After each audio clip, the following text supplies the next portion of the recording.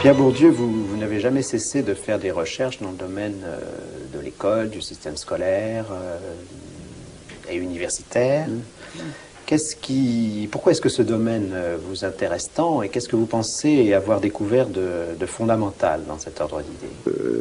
Du point de vue d'une sociologie explicative, enfin, qui rend compte de ce que les gens font, il est capital de voir comment ils sont faits. Et le système scolaire, dans les sociétés modernes, est un des lieux où se fabriquent les personnes, où se fabriquent les manières de penser, les manières d'agir, etc., en liaison évidemment avec la famille. Donc il n'est pas possible d'étudier sérieusement le monde social, les fonctionnements du monde social, sans étudier cette institution où les gens se fabriquent et où se fabriquent aussi les différences sociales labellisées, légitimes. C'est-à-dire, c'est là que se fabriquent les titres scolaires qui sont en même temps très souvent des titres professionnels, qui sont des titres donnant droit à profession, etc. Donc c'est très important.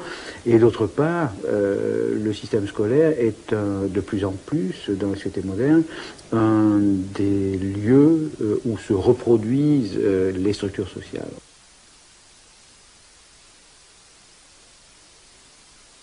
Dans toute l'histoire, toute la tradition intellectuelle, les historiens en particulier, on s'est intéressé ce que j'appelle les stratégies de reproduction, c'est-à-dire les manières dont les groupes sociaux assurent leur continuité.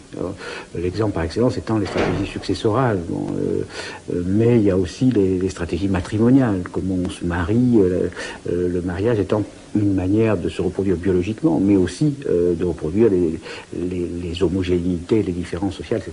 Voilà. Donc le système scolaire est tout à fait central pour comprendre les sociétés modernes. Oui. Est-ce que le sociologue n'est pas contraint à partir quand même d'un fait massif et patent qui est l'inégalité des chances oui, à l'intérieur du système? Oui, c'est intéressant.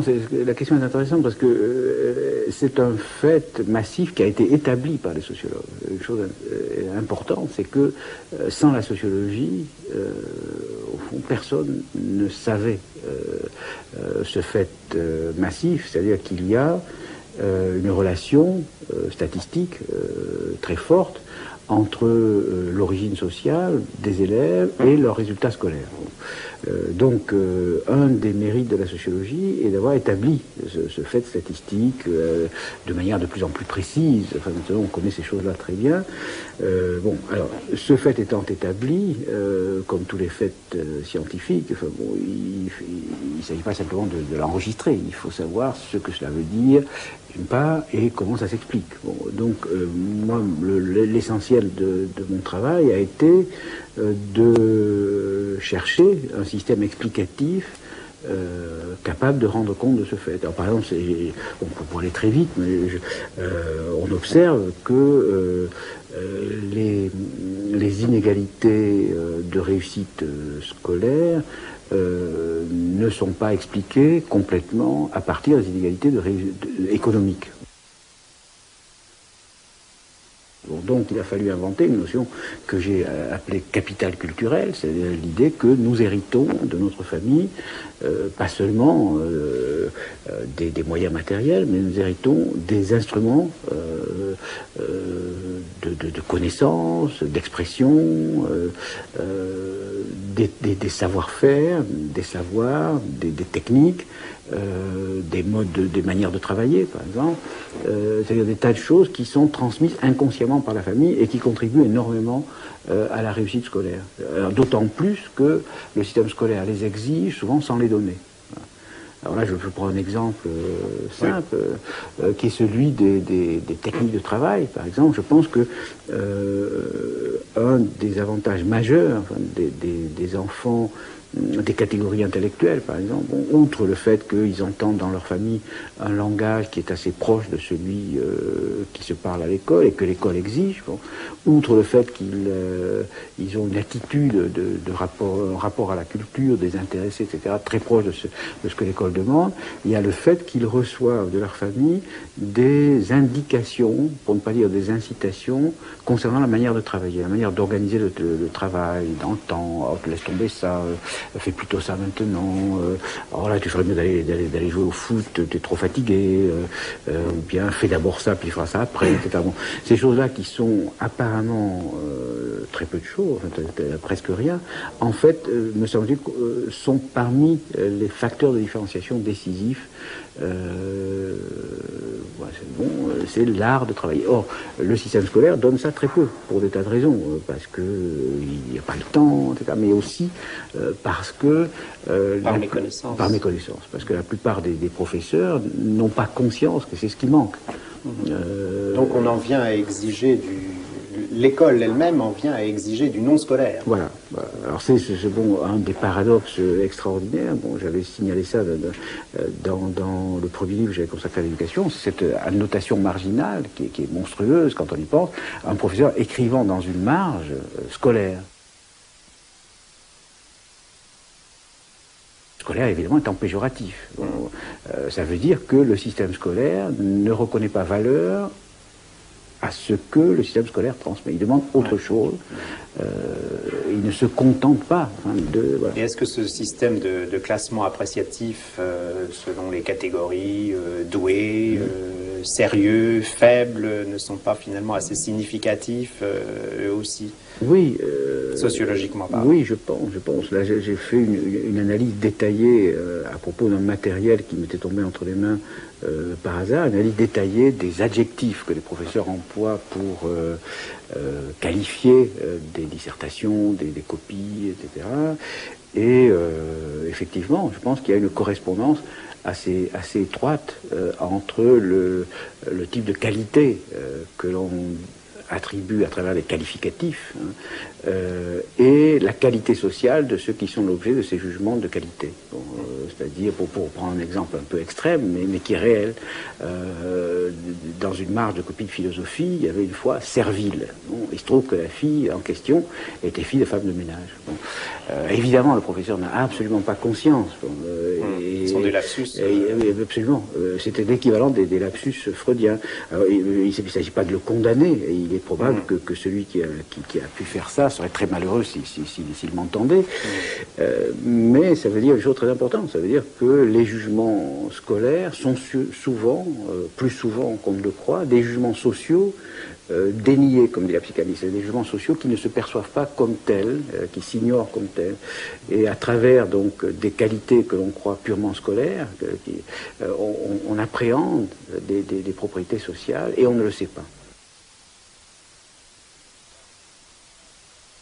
Est-ce que l'usage de la notion de don n'est pas quand même un usage beaucoup moins innocent que d'autres appréciations? Absolument. Parce que là, on ne touche pas à quelque chose. Bien sûr, mais la notion de don est au fond la philosophie.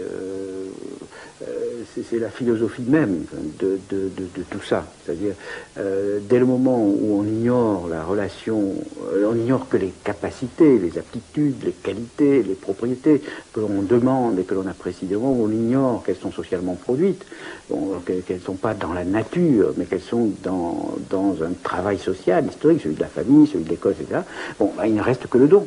Et on dira, vous n'êtes pas doué pour. Bon, ce qui a un effet absolument terrifiant, parce que vous n'êtes pas doué en français, c'est une des choses les plus terrifiantes qu'on puisse dire à quelqu'un.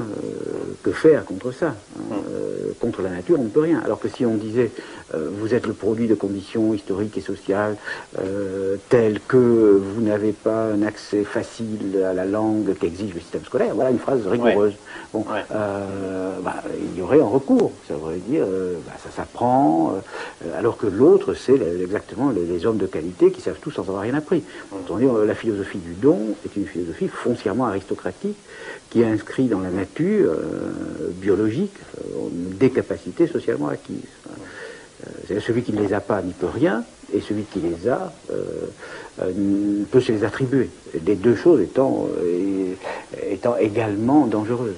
Donc nous avons un système qui dissimule activement une bonne partie de ces structures. Oui, alors le problème, je me permets de corriger la formulation que vous avez employée, parce que on pourrait penser que ce système a des intentions, qu'il y a une volonté méchante, enfin qu'il y a une sorte de malingénie diabolique, pervers, etc. Le pire, c'est que les mécanismes sociaux n'ont pas d'intention. Il n'y a pas de sujet de ces mécanismes, il n'y a pas de complot. Alors malheureusement, une des lectures mauvaises de la sociologie consiste à transformer l'analyse de mécanismes en analyse de volonté. Et on dira, c'est la classe dominante qui domine, qui élimine. Enfin, il y a des écrits même de sociologues que je critique, qui disent l'école élimine. C'est pas vrai. C'est la logique du fonctionnement de mécanismes extrêmement compliqués, parmi lesquels il y a l'inconscient de ces mécanismes, aboutit au fait qu'un certain type d'enfant, par au hasard, est plus éliminé que d'autres. Donc il faut à la fois dire la chose et éviter de tomber dans cette philosophie, sinon on s'en prend à des adversaires apparents. Et du coup, les réformes, en particulier du système scolaire, sont presque toujours ratées parce qu'on cherche des responsables, on cherche des coupables. Alors, c'est la faute au prof, c'est la faute au gouvernement, c'est la faute, etc. C'est pas en termes de faute et de culpabilité. Il y a des responsabilités différentielles qui sont souvent des responsabilités inscrites dans des structures, dans des mécanismes très compliqués qui dépassent les capacités des agents. Ce qui ne veut pas dire que les agents ne peuvent pas faire quelque chose en prenant conscience. Ils peuvent contrarier les mécanismes, ils peuvent éviter de les servir par inconscience. Ils peuvent même, je pense, en s'organisant collectivement, parvenir à en altérer profondément l'efficacité.